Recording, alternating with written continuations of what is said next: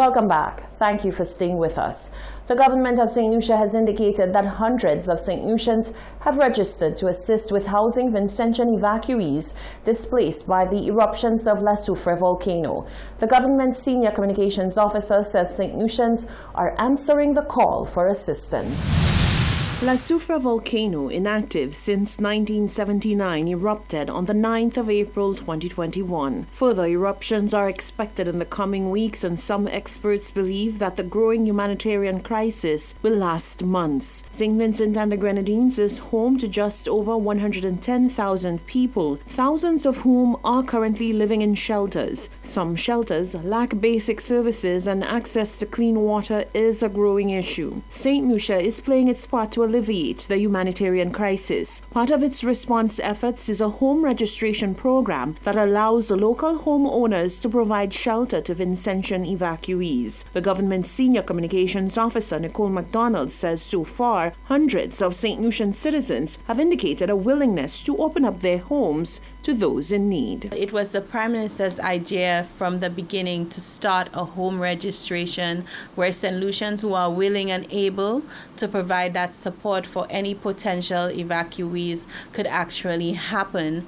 We launched a home registration on the 10th of April, and since that time there has been an outpouring of support from St. Lucians. We have had over 215 St. Lucian homes that have now been registered to be able to assist with the potential evacuees that we may be getting from St. Vincent and the Grenadines. The government says the registration program is still ongoing. At this point, St. Lucia has received fewer than 40 evacuees from St. Vincent and the Grenadines. McDonald says placements will be made soon. Most of them are currently in quarantine facilities on the island as NEMO engages in an evaluation and assessment exercise of some of the homes that have been registered. So a lot of the homes have already been contacted in order to go through that verification and assessment exercise. The government of St. Lucia is working with the OECS and CARICOM groupings to determine how best to continue assistance to St. Vincent and the Grenadines. So far, the government of St. Lucia has donated 400 cots to be used at shelters, and through WASCO, the government has made a donation of about 74,000 gallons of water. The Office of the Prime Minister has commended St. Lucian citizens and businesses for the many donations to NEMO in aid of St. Vincent. Forms for the home registration program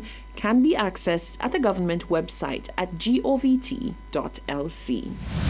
The Office of the Prime Minister says the development of the South remains a high priority for the government. There has been criticism that the much talked about transformation of the South into a hub of commercial activity has been slow to materialize.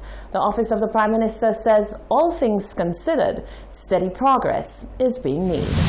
On Wednesday, the 21st of April, the St. Lucia and Seaports Authority, SLASPA, facilitated a delegation from the Office of the Prime Minister on a site visit for the Uanora International Airport redevelopment project. The delegation included Prime Minister Alan Shastney, the chairperson of SLASPA's Port Council, and Permanent Secretary in the Ministry of Finance, as well as the General Manager of SLASPA. The government's senior communications officer, Nicole McDonald, says the site visit represents the Prime Minister's overall commitment to the development of the South.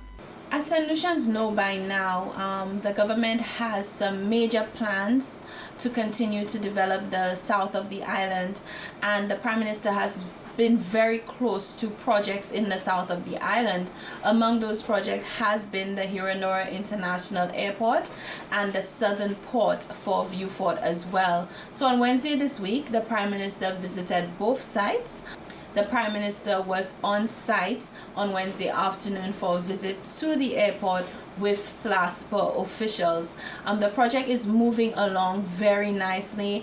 I'm sure if people drive by, they can see that there's a lot going on there in terms of progress on the site. You know, SLASPA is also very excited. McDonald touted the rollout of the project in terms of logistics.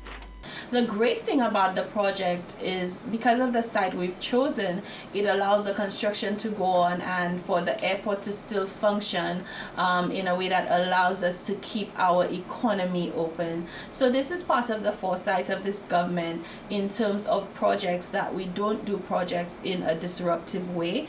We do projects in a way that will allow the country to continue to function. So as the Prime Minister has been doing for some time, he likes to be very hands-on to keep himself updated on projects. So the Prime Minister did indicate his confidence in SLASPA to fully complete this project, and obviously spoke to some of the benefits of this project to St. Lucia as a whole, but in particular to the South in terms of the jobs it will create both in the construction phase and obviously after the construction of the airport.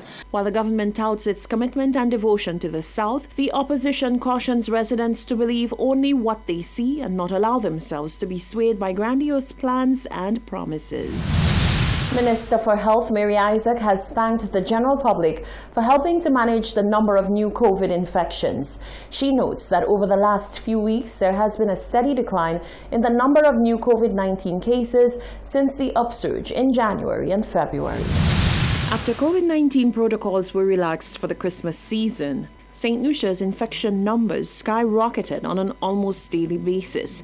1,000 cases were recorded in what health officials said was the island's third wave of the virus. The number of COVID-19 related deaths was also a major concern. Urgent appeals were made to the public to double down and adhere strictly to COVID-19 protocols. The pleas, according to Health Minister Mary Isaac, clearly did not fall on deaf ears. She says there is visible light at the end of the tunnel as the number of COVID-19 cases being recorded is significantly lower. On behalf of the government of St. Lucia, I say thank you to all St. Lucians as we continue to manage the impact of the COVID-19 pandemic.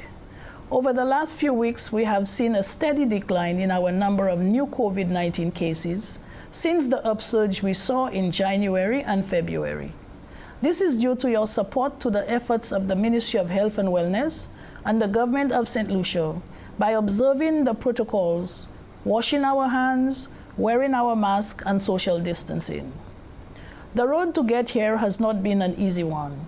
The Command Center, the Ministry of Health, and the government of St. Lucia had to make some tough decisions in putting strict protocols in place, especially a stricter curfew over the recent Easter weekend. The health minister says curtailing movement and adhering to protocols over the Easter holidays was a much-needed sacrifice by the citizenry, one which has certainly paid off. At the Ministry of Health, we are encouraged by the declining number of new COVID-19 cases, and we want to call on the public to continue to work with us as we strive to return our country to some level of social and economic normalcy.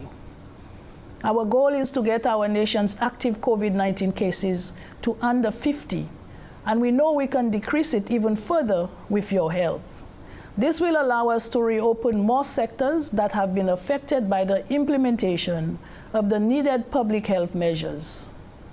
As a government, we continue to monitor the COVID-19 situation and look forward to the steady drop in the number of new and active COVID-19 cases. Health officials are aiming to get St. Lucia's COVID-19 cases to fewer than 50. The health minister says with citizen support, that goal can soon be realized.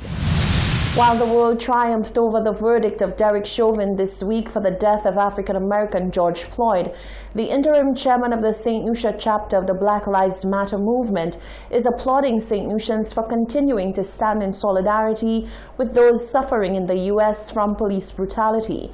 Chauvin was found guilty on all three charges: second-degree murder, third-degree murder, and manslaughter. Nisha Charles tells us more.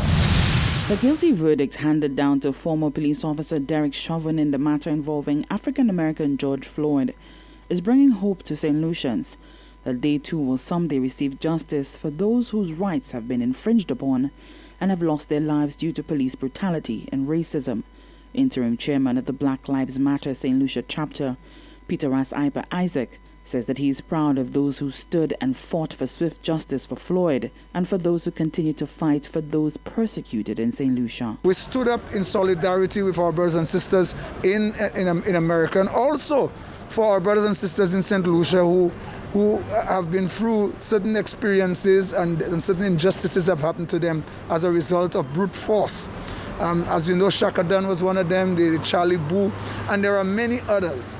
But the reality about it is that we in St. Lucia, we represent, and we stood up, and we are happy now that George Floyd has gotten some kind, wherever he is now, I'm sure he must be not smiling entirely, but half smiling, because Derek Chauvin has been found guilty on all 3 counts, the second degree, third-degree murder, and also manslaughter. He says that while there was swift justice for Floyd, St. Lucians need to keep up the fight for all those who continue to suffer and grieve the loss of their loved ones. We are saying now that in St. Lucia, we were not given the permission to protest and to demonstrate against injustices in St. Lucia and the rest of the world, especially in America too, in the solidarity we stood with our brothers and sisters there. But we came out and we were defiant, and in the absence of getting permission, because we seek permission, we didn't get permission to have the march, but we still went and have it. And people came out, but a number of persons stayed away. We didn't get the required numbers, because some people wanted to be people who are law-abiding citizens, so they didn't want to show up and to show that they were breaking the laws. But another thing I need to say about this whole thing is that there should not be any laws or any rule or any legislation that is preventing people from protesting against injustice in any country, anywhere in the world. 45-year-old Derek Chauvin was filmed kneeling on George Floyd's neck for more than 9 minutes during his arrest last May. For the Hot 7 News, Nisha Charles reporting. You're watching the Hot 7 TV Nightly News. Stay with us. There's more news coming up after the break.